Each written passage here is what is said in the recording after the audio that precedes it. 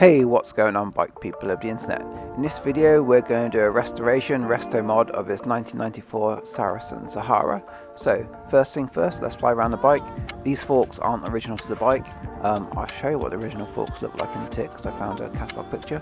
So yeah, this is a 1994 Saracen Sahara. It's in reasonable condition. It's got a big ugly sofa saddle that's got to go. Those decals I think look really cool. It's sort of a gunmetal grey with purple decals. I think that looks really good. Drivetrain is a mix of Shimano, Acera and Alivio with grip shifters. I don't think the tyres are original, but they are sort of the late to mid 90s period of time. Overall, it's pretty good looking. I think it's got a good potential to build a Restomod on. It's too small for me. As you can see, the seat post is sky high and I probably could use it a little higher than that still, but yeah, it should suit my nephew perfectly. Ride's pretty good. The forks don't work, so they gotta go, and yeah, the shifting is not ideal, I would say. So yeah, let's take it back to the garage and go from there.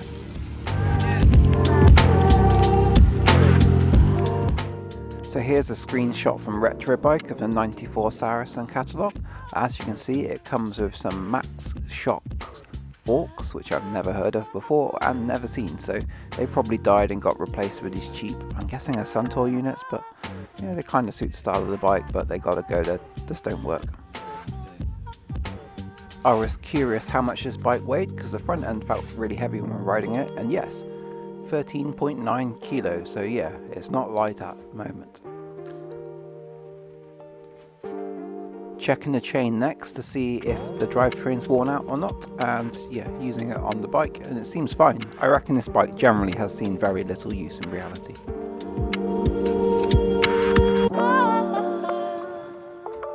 On to the shifting, and it shifts kind of strange.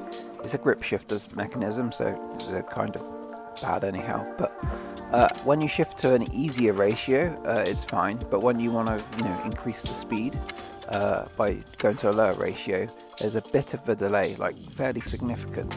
I suspect this is from dirty, worn out or rusty cables potentially, but we'll investigate that one and see what's going on.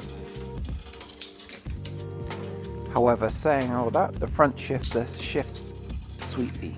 I think it shifts really well actually for a grip shifter, so yeah, that's kind of a surprise. So yeah, it needs attention here, but I don't think it matters because I think I want to do this as a one by.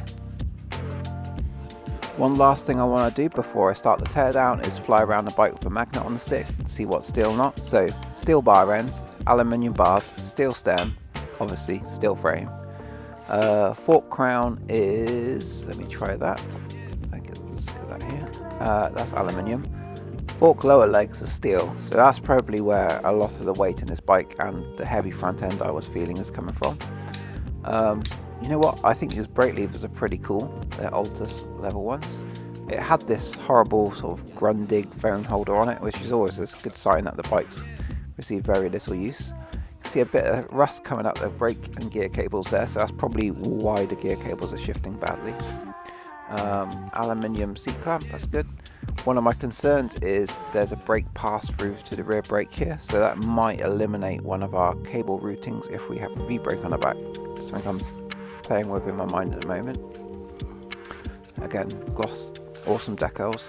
I think this is an Altus level chain set, steel chain ring, so it's going to be pretty heavy.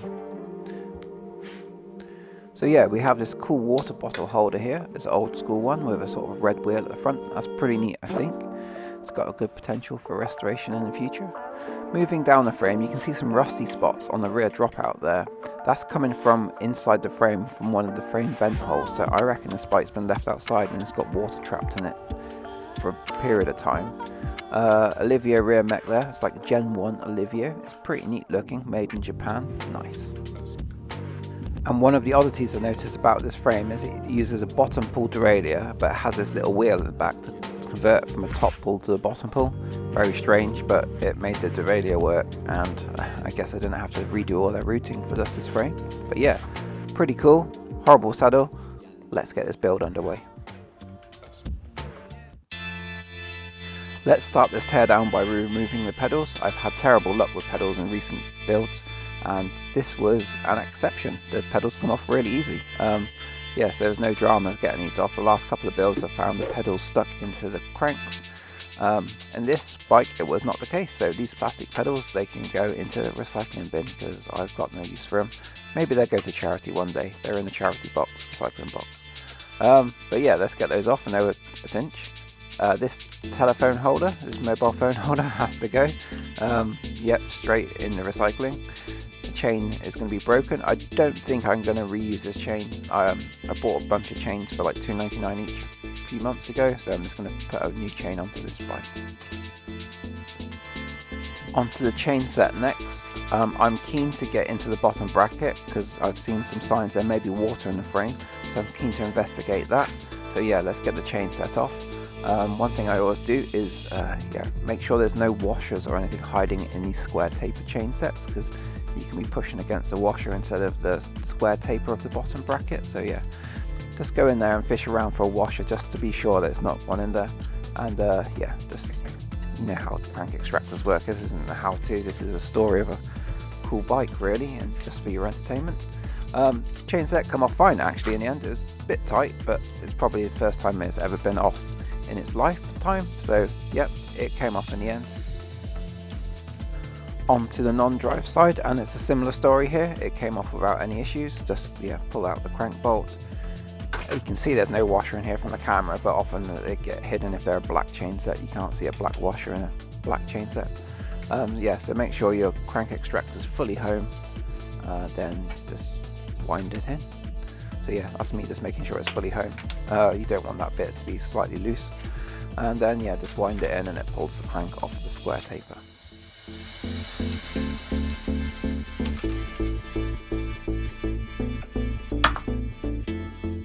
Water bottle cage next. I want to save this for another build. Finally onto the bottom bracket, and I always put the bike on the floor for the bottom bracket because they can be really tight in the frame and you have to put a lot of weight on it, which could potentially damage the seat post if it's a delicate one. And yes, there's quite a lot of moisture trapped in this frame, as you can see from that bright orange rust there. Yeah, let's get the other side out and do a full investigation. One thing I have noticed is on this bottom bracket, it's the opposite way around to what I'm used to. Usually you put the sort of cartridge side in on the drive side and have the plastic side on the non-drive side. What year did this get switched around? Can anybody let me know? I think it must have been about 96, I reckon.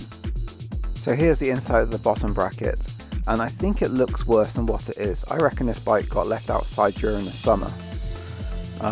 It's not been looked after, and it's got water in the frame, and it's just starting to get everywhere. There's not oodles of water in it, luckily. So I'm going to put plenty of WD-40 in there at a later date, just to dispel it all and make sure that it's structurally sound. Question to the audience: does anybody else get really annoyed at mixing different types of brakes on a bike? Like this bike has a V-brake at the front and a cantilever at the rear.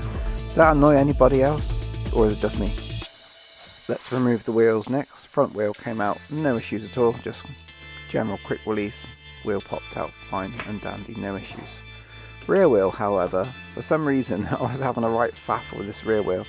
It wouldn't drop out the dropouts easy at all. It was just kind of caught in there. I couldn't quite work out what was going on. I just think it was me being a bit ham-fisted with my mechanicking skills here, but yeah, eventually it dropped out.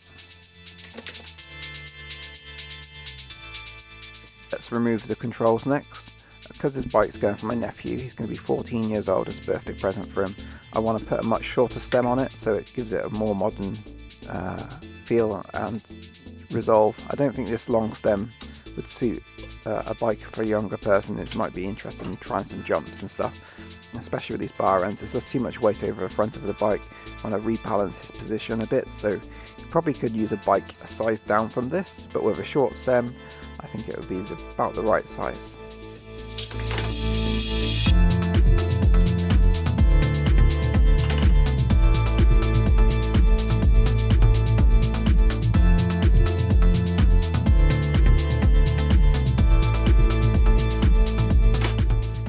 I actually was trying to save these grip shift grips at this point in time. They didn't feel sticky and horrible and corroded and, you know, melting on your hands, which most old grips do, which is nice for a change. So I was keen to try to save them so I could potentially reuse them on a future project, maybe this bike. So yeah, I was being a little careful than I normally would. I normally just cut them off, but yeah, I just wedged a screwdriver under there with some hairspray so it evaporates away and they can be reused in the future.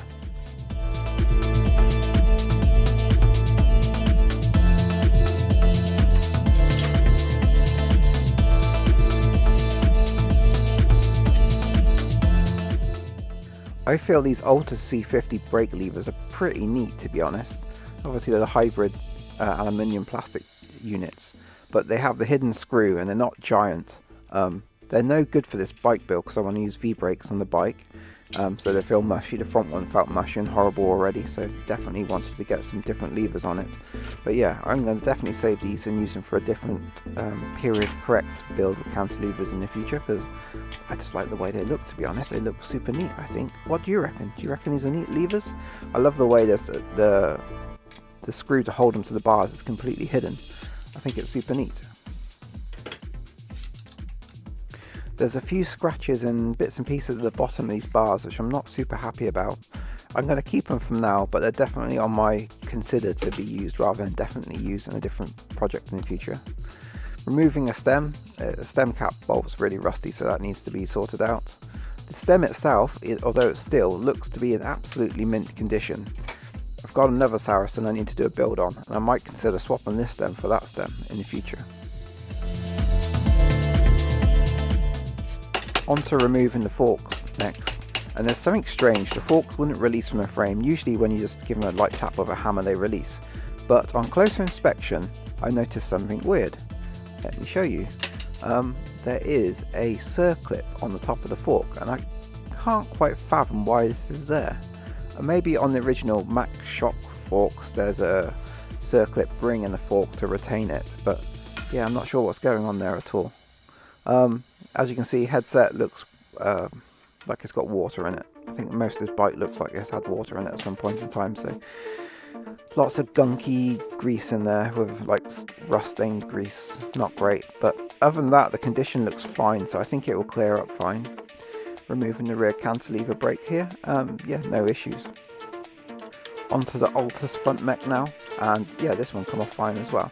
It's in great condition, some of this stuff. I think this is this first generation Shimano Alivio Altus and that level of components that's floating around, because the manufacturing quality on this stuff, like I took it off to clean it up and it was absolutely stunning, to be fair. Obviously there's budget, it's made out of steel in areas, but like the actual general casting quality and just general perception of build quality on this stuff is amazing. Final thing, big comfy sofa saddle has to come off this bike. I have a whole collection of sofa saddles at the moment, so if you need a sofa saddle, hit me up. It's time to prep the frame and bring it back to life. I'm going to start by giving it a good wash down with some automotive car soap in a squirty bottle, and yeah, quite strong mix, and yeah, just generally squirt it down and into all the nooks and crannies, and yeah, get the frame cleaned up with a microfiber towel. As we've seen, there's some water in the frame, so let's squirt it through every single hole we can find with some WD-40, water displacement 40. In the end, I think I put about half a can of water stuff in here to make sure it's fully dried out. On to polishing the frame next. We're going to use some T-cut to really give it a hard, heavy cut to remove most of the minor scratches from the frame. This stuff is excellent if your frame is quite badly tarnished. Can be a bit heavy-handed, I think, for sometimes if your frame is pretty mint condition, but yeah, on an old frame like this, it's the perfect product. Just flying around the frame in detail now, it's heavily scratched in areas still, and all these top tube scratches are actually from the bar ends and brake levers I worked out, so yeah, pretty badly scratched up there. We'll try to do something about that, but general condition is greatly improved. As you can see, there's quite a lot of luster on the frame now where it's been polished, and the gunmetal's really sort of making it pop, I feel. And yeah, the combination of gunmetal and the purple decals, I think it looks great. One thing I am slightly concerned about is there's some quite deep scratches on the outside of the paint on the chainstays in the top tube that I want to touch up beforehand finishing the build. So to do this, I'm going to use some rust converter.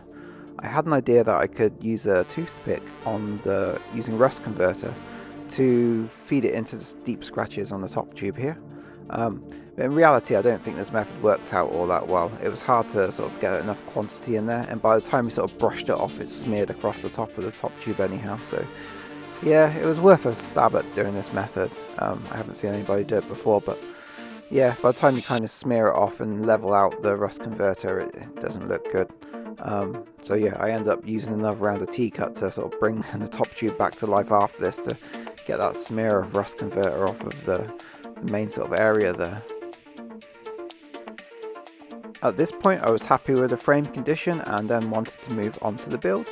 I'm going to start by installing the bottom bracket. Here we are installing a Shimano Octolink bottom bracket.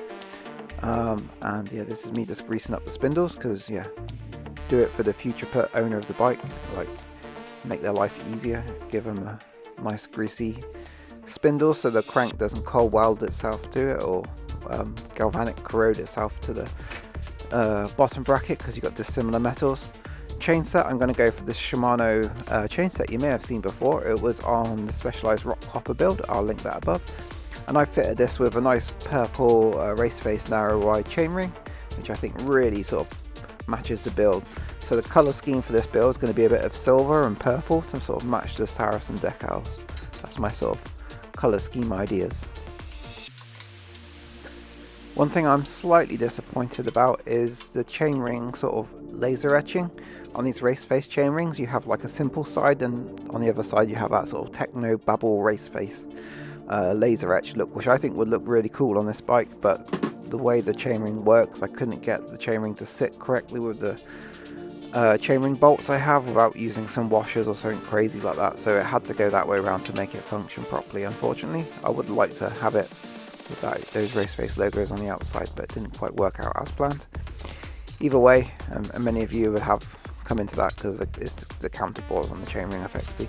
We've got the chain set fitted, which I think looks pretty smart with the purple decals on the bike. It matches really closely actually, and actually it spins amazingly well.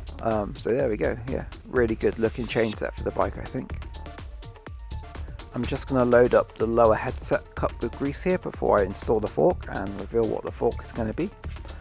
The fork is a top cup as well.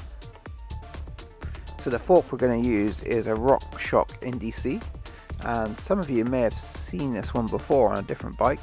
It's going to be a main bike build for 2024, and I got this from a Klein Pulse. So yeah, it's a RockShox Indy C. The only thing I couldn't quite make my mind up with was the decals on the fork. I thought if I had a bit more time I'd try to replace the red decals with purple ones to match the build closer, but I just ran out of time on that respect. It was a bit of a time limited build on this one, unfortunately. And as you can see, I've installed a short stem there. This is a Brand X Enduro stem. I think it was about 10 or £12 from Wiggle Chain Reaction. Yeah, like I said earlier in the video, I wanted to change the body position you'd have on the bike to suit someone younger. I bring the bars towards them and put some wider, more modern bars on the bike. So yeah, this stem fit the build perfectly. And I think that top cap is an On The One top cap, if I remember right. So viewers of my channel for a long time may notice that that was from the On The One Codeine, I think. That's where that would have come from.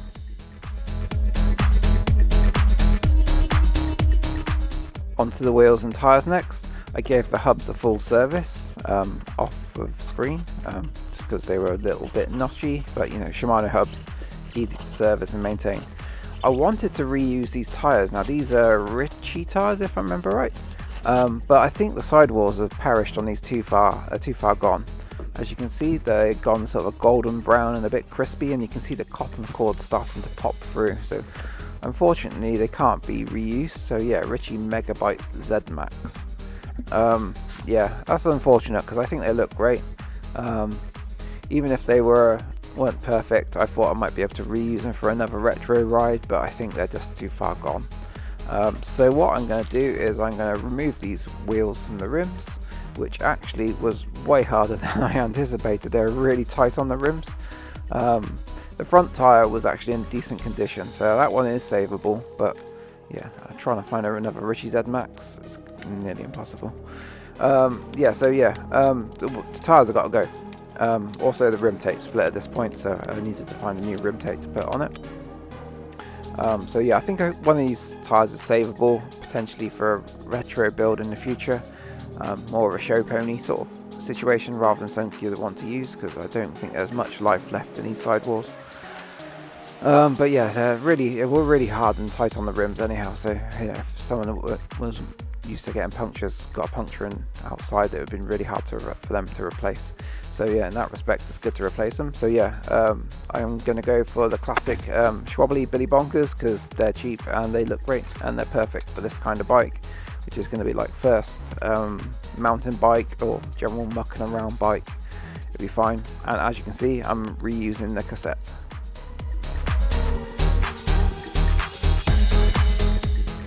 Handlebars next. These are some Bontrager Big Earl handlebars I've had kicking around for absolutely ages, and they've never actually been used.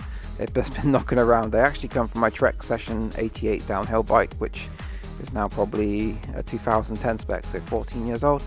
I took them off immediately, but they're quite narrow. I think they're 720 or 740, so they're probably perfect for a younger person. Reusing the Olivio rear derailleur, which is a really good rear derailleur actually. I was really happy with it when I took it apart to give it a service and clean. Brakes, I'm going to go for these Diacomp brakes, which is also from the Climb build, but I'll come back to these a bit later because there's something I noticed a bit strange. And as you can see, I gave the brakes some fresh brake pads from Lifeline. That's the Chain Reaction Wiggle brand. They were probably about £5, £4, £5. They're sort of dual compound ones, and actually perform pretty good.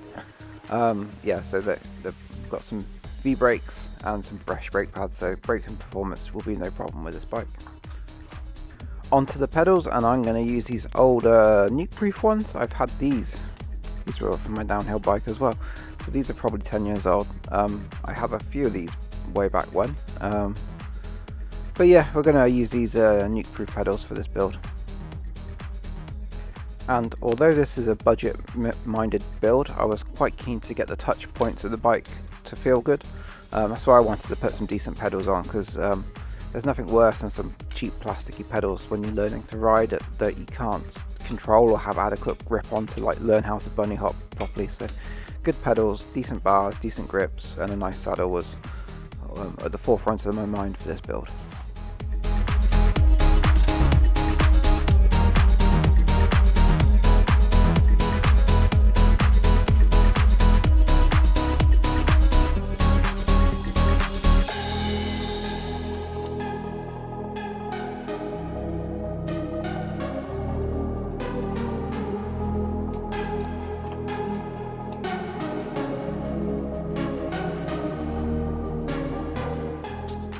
Onto the chain next, and for this build I'm going to use a SRAM PC something or another 7/8 speed chain.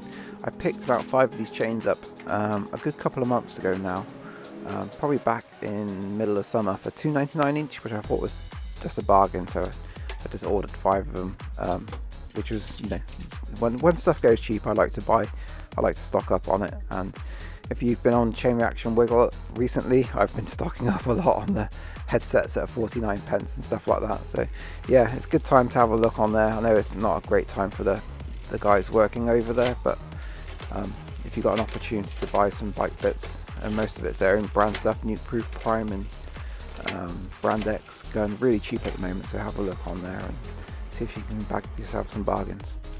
Onto the brake levers next, and I'm going to use these Diacomp levers which match the brakes. These are also from the Climb build, the Climb bike that you're going to see in the future. So these are like a Diacomp brake lever, so I stole the forks and the brakes from that bike to add to this bike. And for a shifter, I wanted to reuse the grip shifter that come from the bike originally, because it's in decent condition.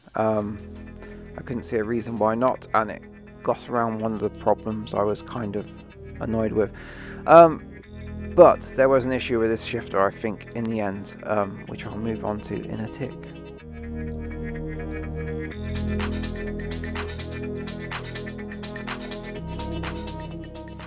And for the saddle, I've decided to go for a charged spoon. It's comfortable, it's relatively cheap, it's kind of a classic looking saddle, and all black of this particular one suits the build really well. Now we're going to move on to setup troubles now, and I think this grip shifter was failing on the inside of it, which was causing the sloppy shifting. I'm pretty sure the cable was getting bound somewhere in the shifter, because it shifted fine until it didn't, if that makes sense. It was like ghost shifting. It was very strange. Other factor which was annoying, it's almost like the V-brakes didn't have enough tension in the system and it felt really spongy and horrible. Like they needed to have increased tension, but the tension was maxed out. So yeah, something strange was going on there. So we got the shifter problem and a brake problem. So I decided to change it up. I've had a set of these sort of combo Alivio spec, maybe it's not Alivio even, maybe it's lower spec than that, combo shifters floating around for a while, and yeah, that made the shifting perfect straight away, these Shimano shifters. I didn't like the redundant left hand shifter, but it was kind of what I had to work with at the time. And I also changed out the V-brakes to some non-name, I think they might be Clark's ones I've got off another build floating around from somewhere, and they felt much more snappier as well. So yeah, there was some minor changes which I didn't film in detail, but it kind of suited the bike overall. Final touches, got some grips. These are RSP grips that came with a set of bars, which from Amazon, which were a bit of a bargain. With grips and bars for about £15, I think. I wanted to put non-bolt-on grips onto this bike because I think they're more comfortable. Generally, thought is I'm kind of going away from bolt-on grips and onto the traditional ones because I think generally they feel more comfortable. And this is me just making a ham-fisted attempt at banging on the bar end cap with a rubber mallet there. So yeah, I always use hairspray, and with normal non-bolt-on grips, I think it's probably a better way to do it. I have seen some hacks with zip ties recently, which I've not considered before, so I might give that a go next time. But yeah, hairspray and just bang in the end cap so you don't core sample yourself. And it's just about time to stare at this bike.